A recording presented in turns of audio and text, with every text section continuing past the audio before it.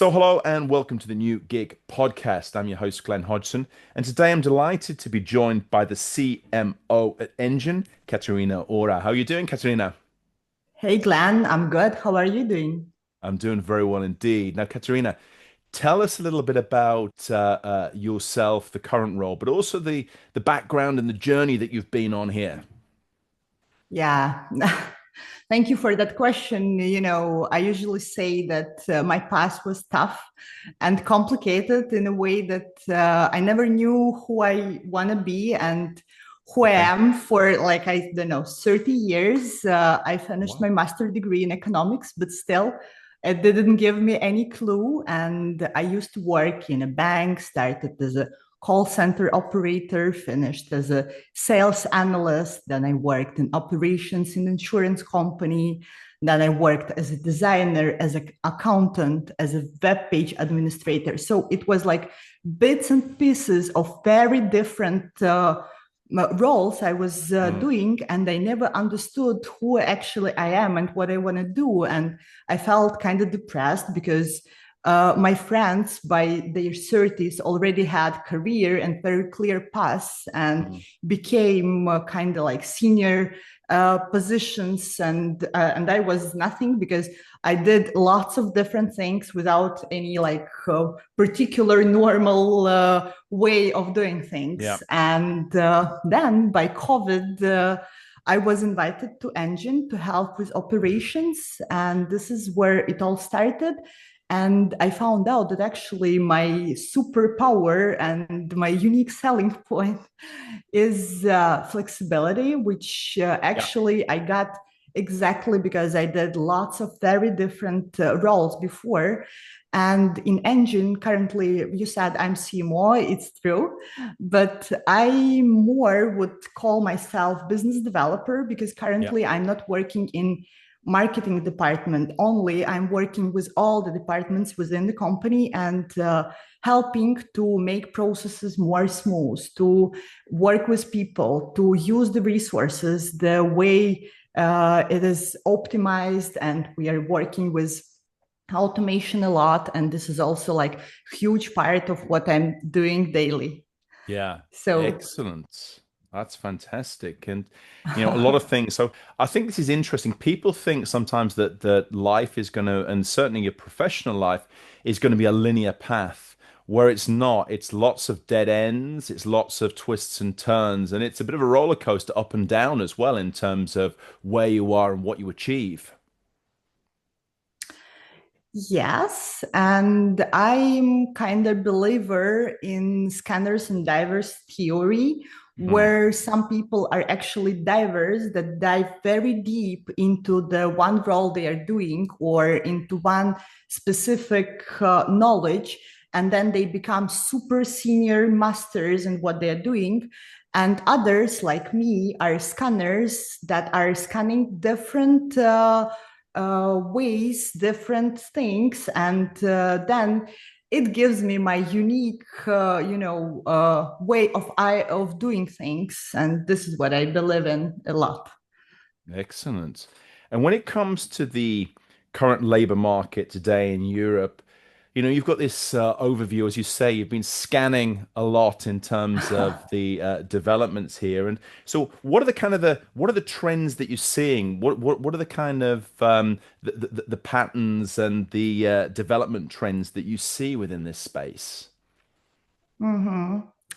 Yeah, as I said, I'm working with different departments within our company and with HR as well, and also participating in interviews with candidates. And what I see a lot as a trend is that companies doesn't want to hire juniors anymore, Mm, and many big companies already closed their internship programs, which we all know there were a lot of them, and they were hiring huge amount of students and investing into studying programs, but now it does not exist anymore. mm, And companies more tend to hire senior developers, for example, if we talk IT, yeah, And I understand why it is there, because definitely, like with our very fast environment, we now don't have time to recheck, redevelop, and to invest time into juniors who needs much more attention of other employees in the company to give feedbacks. Mm, Instead, companies prefer to hire senior level developers, for example, that are coming and starting from the day one, they start to deliver, and they give the results straight away without giving this long onboarding. yeah. So this is what I see as the biggest trend within IT industry. But from the other side, I see that government also is thinking of how to reduce this problem, because we still have lots of students. And Yeah. then there is this circle that we have students that want to work, but actually no one wants to hire them because they don't have any experience, and they don't have any opportunity to get the experience because they don't have it. So Mm, and in Latvia, for example, I know there is a governmental program where you can hire youngsters till 26 years old, mm. and employers then are paying less taxes, which is obviously a huge cost optimization, and also gives the opportunity to younger people to start their career. Excellent. This is a really big problem, sort of youth in unemployment, but also the vicious circle of not having the expertise, skills, and knowledge that's needed, but not able to get it anywhere as well. And I think this is an Exactly. increasing element. And I think particularly with sort of new technologies and AI, this kind of the role of the startup entry level individual is becoming tougher and tougher. Exactly. And this trend is also there, right, because of the automation and AI possibilities. Mm, And these basic things that before were done by junior people now are able to be done with AI and automation. So you actually don't need a human that will be doing yes. this very like routine, easy job. Mm. And this is also, yeah, the reason why. Hmm. And in your role as well, Katerina, how is technology impacting your work and also that of your customers and partners? What's the impact it's having on on a very practical day-to-day level? Mhm. Uh, I'm working obviously with AI a lot, especially when we talk about routine small tasks that you need to copy something to put it to another shelf. Let's say all the things are being automated with AI or just with other automation tools. This is definitely a trend, and we can't afford anymore. Me as a like high level specialist, I can't afford to do some very small, easy tasks. This should be done Yeah. by system and automation. And another thing that I see, especially within my clients a lot, uh, is that they don't want to hire people actually. They Hmm. prefer to work with service providers like us or Yeah. with freelancers because actually they don't need this person to be there 8 hours per day. They don't want to take this responsibility for all the vacations, maternity leaves, etc., etc. They prefer to get the things done, so they just hire a company or a freelancer for a particular job to be done. It's Yeah. not about drinking coffee next to the in the kitchen, talking to colleagues anymore. Yeah. So, and this is also like the reason of globalization and us wanting to travel, working remotely, and all of this is giving this reinvention of the modern work environment and the way people are actually being hired. Yeah, no, fully understand about that. That makes a great deal of that makes a great deal of sense. And I think that it's the trend that we are seeing more generally that people want to have very much individuals with specific skills that they can use when and where they need it, not have people, as you say, just like hanging around an office 8 hours a day, 5 days a week if their services are not required all the time. It's picking things up, putting them down and being extra effective, and also the productivity of companies and organizations that should benefit from this setup too.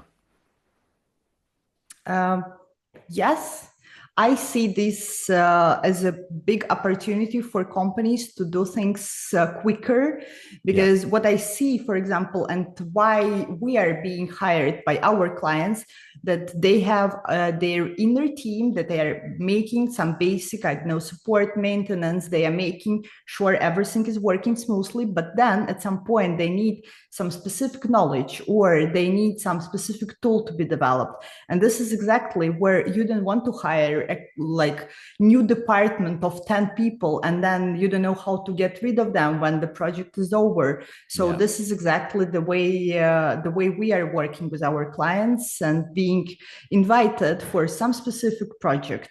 And what I see in general as a trend that most probably we will go to project based collaboration in general without having these long-term agreements, because you need to do this project is like, I don't know, 2 months, we're yeah. finished, we say goodbye, we say hello next time we need something new to get developed. So this is Yes. how it works nowadays. Yeah, it's a real development and should be more cost efficient for companies and organizations and your partners. But also, as you say, and as you said before, individuals themselves want more freedom, choice, and flexibility. It's coming from their side as well. It's not just a one-way street. Yes, and thanks COVID for that, because before we even didn't know we can work from home, and with one hand we are cooking, with another hand we are answering our emails. But now we know, and actually Hmm. with all the tools that are there, it becomes more and more efficient. And especially when I'm talking to tech specialists, I would say 80% of them don't want to go to the office. And for Right. example, we in Engine prefer people to go to the office still, because we believe in this live communication. We believe Hmm. that we people are, designed to talk to each other, Yeah, and yeah, yeah, often it gives the opportunity to find new solutions. Because when you have a Teams call for 15 minutes, like a follow up, it's one story. Another story when you meet your colleague, I don't know, by the coffee machine, and then you discuss things. And in this discussion, sometimes some really new creative approach or ideas are coming. And yeah, we believe in it still. yeah, absolutely. I think that's good. I think it's, the more digital tools we have, the more possibilities we have to do things remotely. We've still got that human urge, I believe, too, that to have human contact, to be close to people and share ideas, thoughts, and knowledge face to face. And I think as sort of as social animals, I still think this is something that's important. It maybe doesn't need to be 8 hours a day, 5 days a week, but there is still value to face to face human interaction. Absolutely. And I would say you are my role model in terms of talking to people and to making this community work, because this is exactly at least what I see in like LinkedIn. Maybe you will correct me, but you are amazing in finding people, in talking to people, in approaching. And the way we met with you for the first time for coffee, it was fantastic, because any Zoom or Teams never give this Yeah. feeling when you see the real person, you communicate in real life. So this is really very important. And I, for the last year, I have my rule that at least once a week I'm going with the real person for coffee. Great. Preferably, it's a person I don't know, because this also Yep. gives this new vibe, new vision, because people are sharing how they are doing things and Yeah. what do they do in their daily life and stuff. So love it, absolutely. That's great. Well, thank you for the kind words. I'm definitely not going to correct you on any of that. You're being far too kind and far too, far too, far too good in terms of promoting me. So I definitely would not take any issue with any of that. But what do you think the future holds, Katerina? Where we're heading? Because you know, you and I maybe are at the early stages of this. We're at the forefront of the adoption. But there's a lot of individuals, there's also a lot of companies and organizations, the public sector, who haven't got there yet. Do you think this is going to be an upward trend that we're going to see more of the use of freelancers, use of open talent, use of technology across different sectors, different industries, or are we going to see a backlash and sort of a little bit of a change going forwards? When it comes to big companies, which I work with a lot, I see that trends are coming very slowly because Okay. the bigger the machine is, the slower it adapts to a new environment. And Yeah. this is why I believe we start with SMEs that Yeah. are adapting quickly. And actually, the reason is that SMEs don't have that much resource to invest into, because for example, one of my friends is working in a huge company, and we were working in the same office one day, and I saw that there was a sales meeting with 30 people with Wow. cameras and microphones off, where everyone, I believe, they were, I don't know, washing their clothes or reading a Yeah, it's book. terrible. Yeah. Yeah. And one person was talking, and they were like high level sales representatives with good salaries. And when I started to calculate like 1 hour of 30 people per their hourly rate, like the Mm. amount of money was invested in this meeting that could be just a presentation sent, I was shocked. And this Yeah. is what I see a lot in bigger companies. And I never meet it in smaller companies because, especially where there is one owner or just few owners, or if we talk about startups, they are making very good calculations. And the Yeah. meetings are very short, straight to the point. You will never get an invite for the meeting where you actually don't understand what the agenda is and what Yes. is your role into this Yeah. meeting. So Mm. that's why for small and medium businesses, I believe future is already there. They already hire AI as a Yeah. big part of their daily routine, but for bigger companies it will take longer time to Yeah. adapt and to change the way they are working. Yeah, I think it will. And I think as always, it needs to a few companies to start and be the leaders at the forefront of the activity and just show and lead by example and show the results, show the impact and the gains that can be created from this. I think that's an important part of all this so we can see by doing what the possibilities are. And you know, the slower companies and organizations will follow suit, but maybe at their own pace. Yes, definitely. At some point, there is no chance not to use AI, for example, because then you can't provide price, or like you are super cost not efficient, and you will be forced to make these changes, even it's complicated. And I know you're working with governments a lot, and governments are also like huge machines that are usually Yeah. adapting slowly, but maybe you have another vision here. What do you think? Mm. And I think it's difficulty because yeah, the bigger the organization, the bigger the bureaucracy normally, and the fact that they're Mm-hmm. slower moving. But this is the direct competition or the direct threat is the fact that the technology and the changes are happening so quickly. It's almost every sort of 12 months we're seeing big Mm-hmm. game-changing updates, not just small elements. And the companies and organizations need to keep pace, utilizing their legacy, utilizing the things that work, but also adapting for the future. Very, very tough indeed. And I do have sympathies, but of course, at the end of the day, it's either adapt or die. And we've seen sort of great examples of companies who haven't kept pace with the reality and new developments and innovations and have quickly become obsolete. Yeah, it's true. I have one friend of mine who's working in huge companies in US, helping them to reinvent their financial flow. He's financial specialist himself. So, and we talk with him often about how if the moment was lost and you didn't make a change in the proper time, then after this huge bureaucracy and machine is killing this Yeah.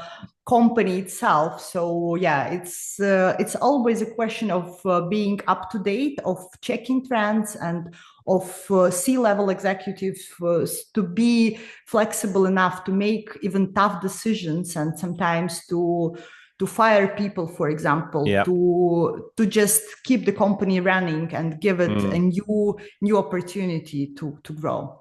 Completely. And there's also this responsibility on individuals like you and I and everyone else to actually reskill and upskill to make sure that we're relevant in terms of the knowledge, skills, and expertise that we have, that we can deliver value to the market, that we have a role, we have a place within the structure. If not, our knowledge can get outdated very quickly, and we don't have a price tag on that, and therefore we can't be valuable. So it's a constant pressure, if you want to call it that, but it's a constant requirement for us to keep update and keep our skills updated. Mm-hmm.